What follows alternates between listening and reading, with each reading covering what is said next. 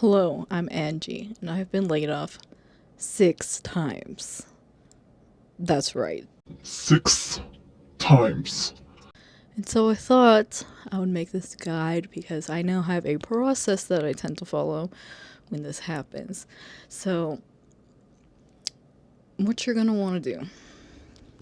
Well, let me start by saying, I'm very sorry this happened to you. It's not fun. I understand. So, anyways, hopefully something in here will help you. Also, I have always lived in the United States, so some of these are going to be United States specific. So, if you're in another country, only a couple of these things might apply. I'm not really sure what the process is for you, but here's how it works in the US. So, anyways, if you were just laid off, or shit, even if you were just fired, you're going to want to, that first day, first off, you don't want to make any rash decisions, okay? Because you're going to be in your feels that first day, and you're just going to need to, like, sit and process that for a bit. Honestly, the very first step is nothing, really. Do nothing for a bit. Sit with your thoughts, sit with your feelings, and let the worst of it pass through. Because you don't want to do or say anything crazy that's going to ruin your chances to potentially get another job or ruin connections. You're going to need that. So, to keep all that intact, what I would do is let people you're close to know that this has happened because, you're going to need support during this time. Like, it's not fun. You're good. Like, if there's overtime you need support, is when this kind of stuff happens to you. So definitely let, like, any close people know so that you can have the support you need. Okay? And then, once the initial shock is over, then the very next thing I would do is file for unemployment. Like, if you were laid off, usually, like, every time I've been laid off, I've never had my unemployment, like, contested. So, like, they always promised that they were not going to fight it and that was going to be fine. Because, yes, in the United States, depending which state you're in, the rules might be a little bit different. But I've been unemployed now in 2 different states, and pretty much, other than, like, the verification process, it's the same process of, like, you need to, first off, you need to put in that application immediately because a couple of things can go wrong. And they take a while to process it in the first place. Like, even if you're not going to be contested, it takes a few weeks. It takes like a couple weeks. Like, it's a government agency. They have to verify some stuff. And it just takes a little bit of time. So this is why you want to do it immediately. And then, like, if you were fired and it wasn't just like your redundant layoff type thing, then you're definitely going to, like, potentially have some back and forth and potentially have to talk with a judge and have like a court date type situation in order to see if like you can get that. Because yeah, in some situations, even if you were like fired, sometimes you can prove that it was like unlawful or whatever, and then you can still get that unemployment. So I feel like like if you're out of a job and you just lost your job and they're just like telling you not to come back, not like, if you quit, you don't get unemployment, okay? But if they cut you off, if the employer cut you off, I would apply for unemployment no matter what happened, and then just go from there. Just go from there because different states have different rules, and like I said, you're going to want to start that process immediately. And then if there's even a sliver of hope that you're going to get some of that, you're going to want it. And it's only going to be a fraction of your paycheck. It's only about like half, 56, like, yeah, it's like half.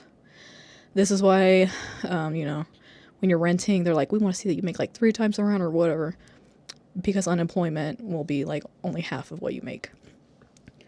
So anyways, that's what you're going to want to do day of, but just do the unemployment paperwork after the worst has calmed down, because you're going to have to read through a lot of stuff. And like, literally, I just Google which state you're in and then put in the, like, Google, like, this state, or put into the whatever search engine you're using, the name of the state you're in, and then unemployment. And then usually you can find it that way. That's how I've always found it. So depending on which state you're in, they're gonna have different requirements. So when I was unemployed in Texas, they had like a 4 work searches a week type thing, and like you do need to keep a record because they can check on you. They never checked on me when I lived in Texas, but yeah, like they're gonna ask like how many work searches did you do and all this kind of shit. So just write it down so that way you have it somewhere. Like you don't want to be looking through it later if it comes up to that, but luckily have not had any problems with that. But yeah, like I'm in New Mexico now and they want 2 work searches per week, so it's like less, but yeah, there's less jobs in general here, so not surprising. That's why, you need to look at the regulations and rules for each state because a lot can change. And like here they do make me put in for 2. I need to put in where I applied, how I applied, like they're more specific here. Like Texas, you can just be like, yeah, I did 4, I promise. Scout's honor. Over here, no, they want you to put in at least 2. Well, they'll make you put in 2, but they'll ask how many you did. So, yeah. So yeah, you want to get that process started and then, see if you can get approved. So anyways, that's the day of. Okay. The next day is usually when I start doing resume stuff. If your resume wasn't already updated, like if you didn't see it coming, you didn't know this was coming, you might not have your resume ready. So that's when you're going to want to update your resume. Make sure you show it around to people and get other people to look at it because again, you're probably still going to be very upset and that's like definitely not the way you want to be having to deal with this stuff. But, if push comes to shove, yeah, you're going to want to make sure other people are reading it, looking at it, checking it, make sure it sounds good, make sure it sounds right, especially if they're in your same industry. You need to do that. Also, this is when I would start start contacting anybody that you know, because networking is always key. Like, most of the jobs that I've ever gotten were through connections.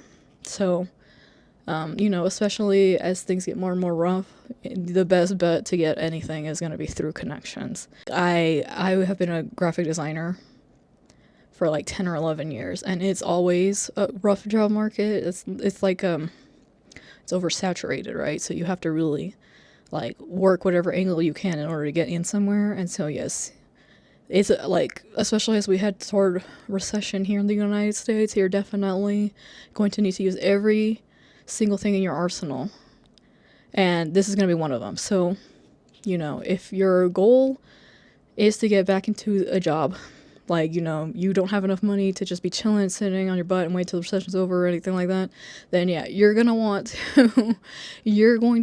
to make sure that everybody in your industry that that is still employed knows, man, even the ones that don't have a job right now, like just let people know, because then especially if they get hired somewhere, then they might be able to tell somebody there, like, oh, you hired my friend too for this other position, stuff like that. Like word of mouth is one of the best ways that I know. This is why networking is important.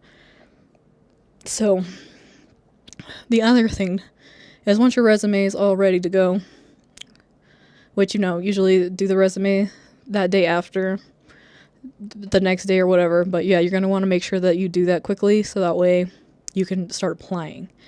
And okay, normally this is basically from like day 2 after and on, or like however long it takes you to get that resume ready. As soon as you have it ready, every morning you're going to look at all those job listings and start applying every morning. Like you want to be applying as soon as things are listed, because once they get too many applicants, they're going to cut it off. So you're going to want to apply immediately to anything that you see. And like I have only ever I'll do it first thing in the morning when I wake up and then just like let it be. Like, obviously the first couple days you're going to see a lot of openings, and some of them are going to be old and stuff, and, go ahead and apply to those anyways just in case, but your best bet is going to be, like, once you're past that and it's all new listings every day, those are going to be your better bet. So you're going to want to, every single day, check the listings in the morning and try to get in, like, as soon as they're listed. And you might want to check again in the afternoon because, they'll be doing it throughout the day, whatever time of day HR decides to post those things. So, but definitely I always did it like first thing in the morning so that way it's over with. And then make sure you write it down. Definitely, like I would always write down in a little journal what day you need to put down, what the job title was, which company it was, and then what day you did that, because because on the unemployment they're going to ask like which days, like during this week time frame, how many did you apply to. They ask that kind of stuff. So that way you have that information. I mean, honestly, like even if you just write down the minimum, you've met the minimum requirement, you're good, whatever. So like they just need to make sure that you're applying. But that way too, you have it for you, like if you're going really hard on applying, that way you can see what you've already applied to, and just in case you can't really tell, sometimes you start getting blurry vision, like did I already apply to this? Then you can know. Also, like and like every step of like if you get an interview, if you get like a phone call, even like it's usually like a phone call and then like interview and then maybe like 5 more interviews or something, write down every single time you do that, because each one counts as a work search. And so like even if you had like 2 interviews at the same place in 1 week, that's 2 work search things like for your log. And so you want to mark all that down. It also helps you keep track of like, oh, okay, I spoke to them a week ago, or like so if you want to like send a follow-up email or whatever, then like, oh, it's been an appropriate amount of time to do that, so you have it all written down. So it's also good for you. So I would do that. My other tips are, at first, do not sell yourself short, because it's so easy when you're panicking to just apply to literally anything. But every single time, fam, that I have been laid off, I got a higher paying job. Every time. I asked for more money every time, because your job probably was only giving you like max 3% raises, and that is not enough to keep up with inflation. Like, this is why people job hop, to try to get more money. I swear, like, ask for more money. Ask for more money, like at first at least. Obviously as things get more rough, you're gonna have to take lower, but at first, especially if you're in an industry that has more jobs available and it's less dire, try to get higher pay. Like, I've always managed to get higher pay. And then if they were telling you like, oh, you should have had a promotion, but they didn't give you the promotion, go for the next level up. Like, you have the skills, you have the stuff. Other people have already said that you are at that level.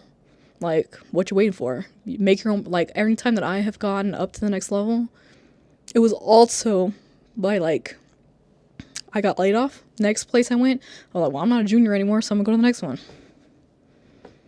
So, don't sell yourself short. Go for the next level. And, it could end up being better in the end for you. So, at least at first, after a while, you're going to want to start going a little bit lower and stuff. But at first, do not sell yourself short. Okay? So, that is my advice. Okay?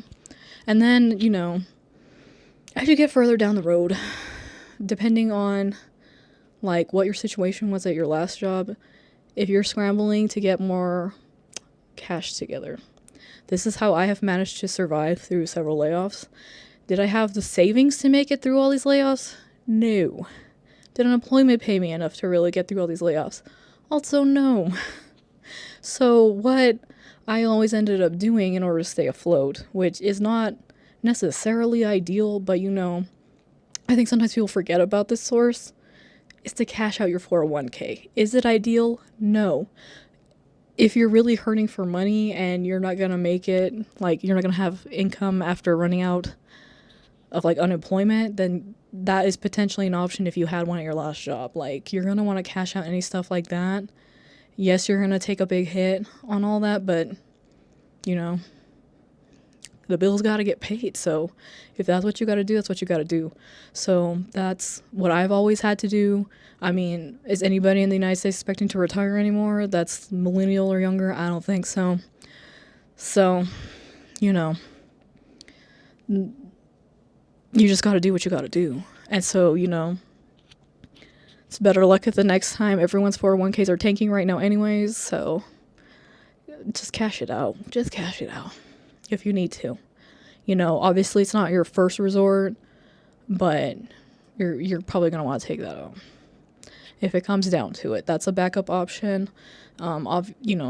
Everybody knows, I think, to like dig into their savings if they had any. That's going to be the other option too. But yeah, anything like that, if you had any investments, you had any other stuff, like, I think it's easy to forget those kind of things if you're like a set it and forget it type person. Well, don't forget it, because this is when you're going to need it. So, it's easy to forget when you're like panicking and stuff. So check all of that. But this is also why you need to like tell your friends and tell everybody, because if you end up having like a long stint of that, if people already know that you're in a situation like that, then if you have to ask for help later, it's not out of the blue. It like makes it a little bit easier if you have to go that route. So, do what you gotta do to stay afloat. Try not to do crime though, because that could definitely very much backfire. Also, you don't want a record when you're applying. They're gonna, most jobs are gonna background check you if it's like an office job and stuff, and you don't want to fail that background check. So use your brain. This is why don't make emotional decisions. I know how hard that can be when you're like absolutely in the worst moment, but try not to do it. If you feel like you can't trust yourself to make good decisions, ask somebody else, like, does this sound like a good idea? Like somebody that has their shit together. Not somebody you think has their shit together. Somebody has their shit together that can actually give you good advice. This is when you need to take the advice. So, do what you gotta do. But also, don't forget that there are other options out there as well. Like, if for some reason you're not super hurting for cash, but you have like good skills and all that kind of stuff, then maybe you could start your own business. Or like you could do, if you already had a side hustle, maybe ramp that up. There's a lot of other little things that, now that you have free time, you might be able to ramp it up and turn it into something. So, like, don't forget that there is also potentially some opportunity, depending on, obviously your specific circumstances. But, like, don't lose hope. There might be some other options for you, okay? So, don't forget that there might be other opportunities around you. Also. But also, like, don't disappear on people. This is when you need community. Like, don't suffer in silence and by yourself. If you're having a bad time of it, which, is normal, make sure you tell people that, like, I'm having a bad day. But even talking about it helps. Just getting it off your chest. Like, oh, yes, I'm just not having a good day. Like, that can make such a difference, honestly. And, like, and don't forget to, like, enjoy having some time off, honestly. I mean, it's kind of hard, but, if you have a backlog of books, a backlog of games, a backlog of any hobby stuff you wanted to do that you already have, it's not going to cost you anything to, like, start doing that, messing with that. Like, you have to find joy in the little things to make it through, honestly. Because you got to keep your sanity. You got to try to keep your sanity through all this, because it's rough. It's rough. And, yeah, you need to find little things that are going to help you. Don't forget to, like, at least go for, like, walks outside or something. Get some sunlight. That helps. A little bit of movement, especially if you were going into an office back and forth and you were, like, used to walking around a bit. Don't like, just crash out at home. It's not gonna... I mean, if you have to, do it, but then pick yourself back up. It's okay to be upset. Feel your feelings about it.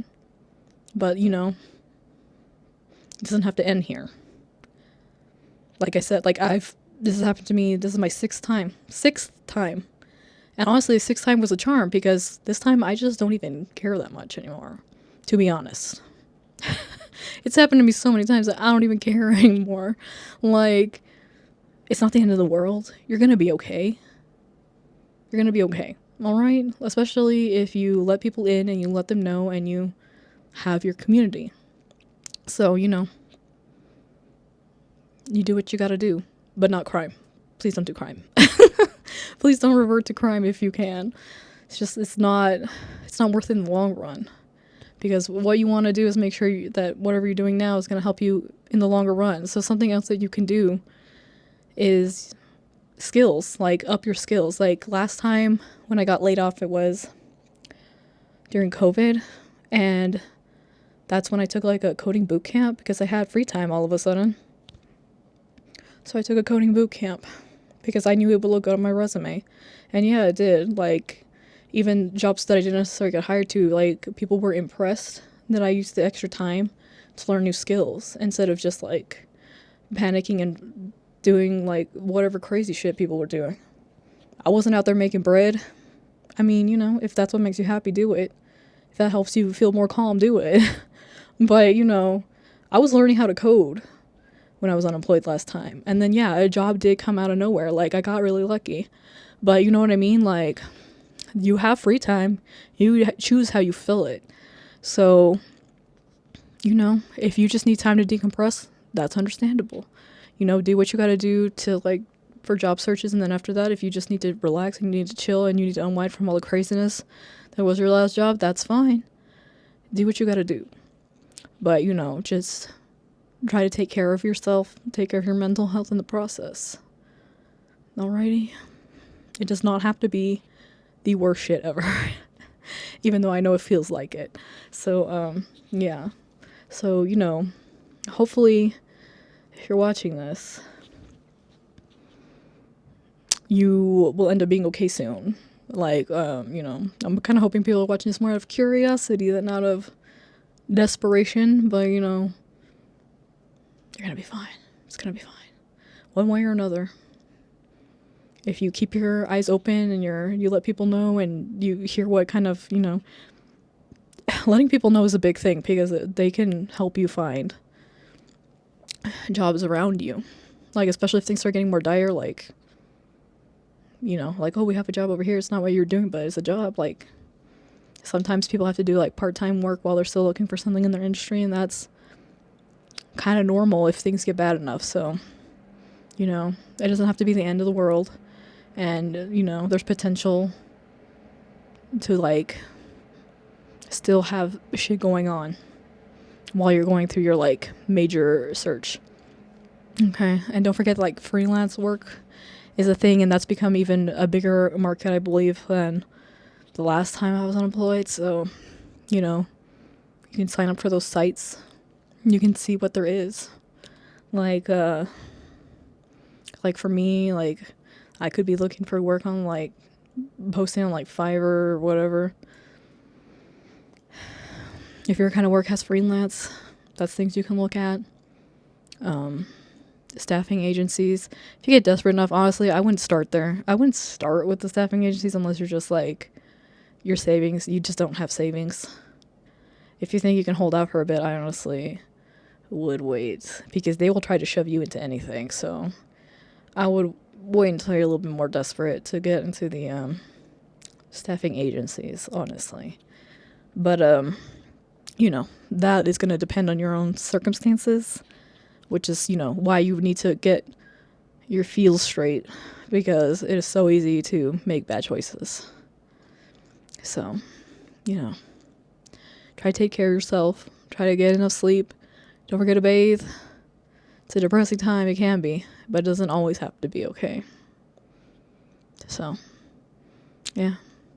Anyway, so I think that's really what I have to say. And, you know, you just keep going and you just keep trying. And if there's a couple of days that you just need to rot and not do anything, that's also fine.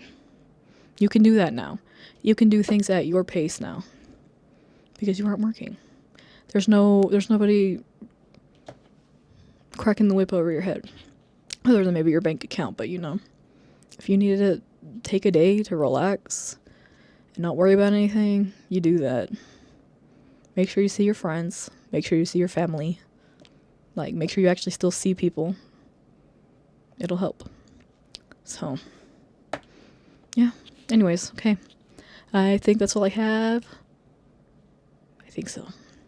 If I think of anything, I'll come back. But hopefully one of those things I said is helpful to somebody. But, yeah. Good luck out there. I know it's rough, but we're gonna be okay, hopefully. Right? Hopefully. Anyways, bye.